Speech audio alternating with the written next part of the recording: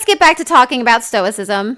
The Stoics sound like typical patriarchal men who believe feeling emotions is emasculating, that it's up to women to bear the emotional labor of the household while he focuses on his economic output with his career.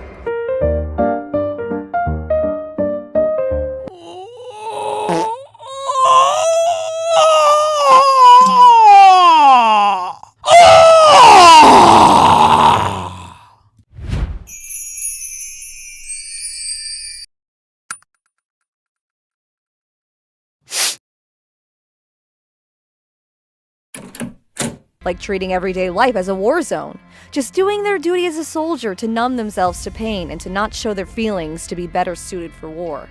Patriarchies create strong men that are capable of defending their tribe when threatened by rival tribes. It's why women would be exchanged between tribes, not men, to stop inbreeding. Because forming long-lasting, strong relationships between men made them better soldiers. Men and their stupid wars are what stopped matriarchies from existing. If they just listened to women and let them lead, then there wouldn't be wars to begin with. Except when there's a drought with poor crop yields or few game. Then you either accept your tribe, your friends and family potentially dying, or you raid neighbouring tribes' land. If we were led by women back then, we would have negotiated with each other peacefully to help each other out instead of resorting to violence. And what if you had nothing to negotiate with? We'd always have the oldest profession to negotiate with. What? Do a Kim Kardashian? Your bodies? Prostitution? And what about the men? Are we just expected to accept our fate of dying because we have failed our role of providing resources? Even if it's no fault of our own? No, of course not. Then we end up basically joining the neighbouring clan and dissolving our own. And so goes our values and culture, even if they're vastly superior. What if they were cannibals? Doesn't matter. We live in the 21st century. We don't need to train men as soldiers anymore. We should be transitioning into a matriarchy, so then there will never be any pointless wars again. Maybe you wouldn't care about living with cannibals because under patriarchy, women would still be expected to be exchanged between clans regardless. It was expected of them to stop caring about the cultural practices of their previous clan. Ironic. You could say you don't care because of patriarchy. Or maybe you don't care about cultural values of tribes of the past because they are inherently patriarchal. For the record, I would never join a cannibalistic clan, even if I were starving to death.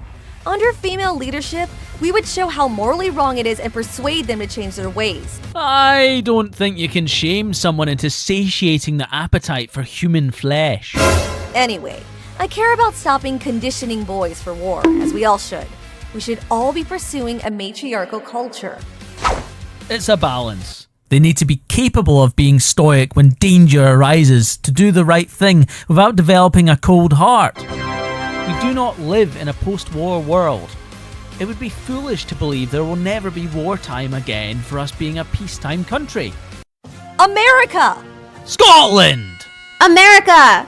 Anyway, men need to be able to express themselves through fighting emotions and embracing them.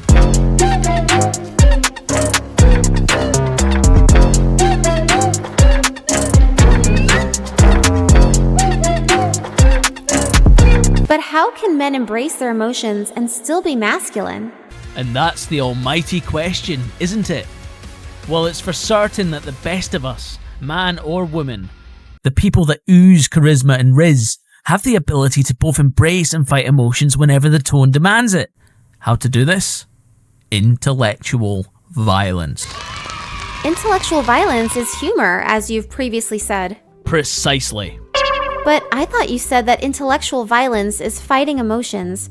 How is it embracing emotions too? Can you weep jokingly? Can you act effeminate as a joke? Of course you can. Acting like the opposite sex is a staple of comedy that is seen frequently nowadays through YouTubers who all pretend to be the opposite sex in a fake mockery of them.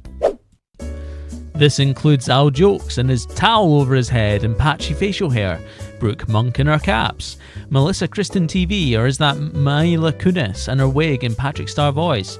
I Am Geordie, Jake Paul, Vlad NCL, The Rational Male, Abba and Preach, Victoria P. Pfeiffer, Your Boy Will, Renali, Ninja. You get the idea. So practicing intellectual violence can help men express emotions that would otherwise be considered taboo? Yes, and mocking the opposite gender by performatively acting like them can help relieve tensions between the genders and be okay with their differences to you, which can otherwise seem pretty alien. The question we should be asking is, why is it considered taboo to begin with? Why can't men and women act the same without repercussions? Because apples aren't oranges, but are still fruit. Our hormones make us need to express ourselves differently from one another. It's important for our mental health, hence why we give people who have gender dysphoria hormone replacement drugs, because we know that gender roles are more than just a social construct. Gender and gender roles are two different things. Anyway, bad jokes can promote a toxic culture and become hateful. Have you never heard of toxic masculinity? There will always be humour that isn't to your taste. But we live in a liberal society, a tolerant society where silencing speech only serves to cause more hatred by alienating people with certain inflammatory views, who will then form their own echo chamber online.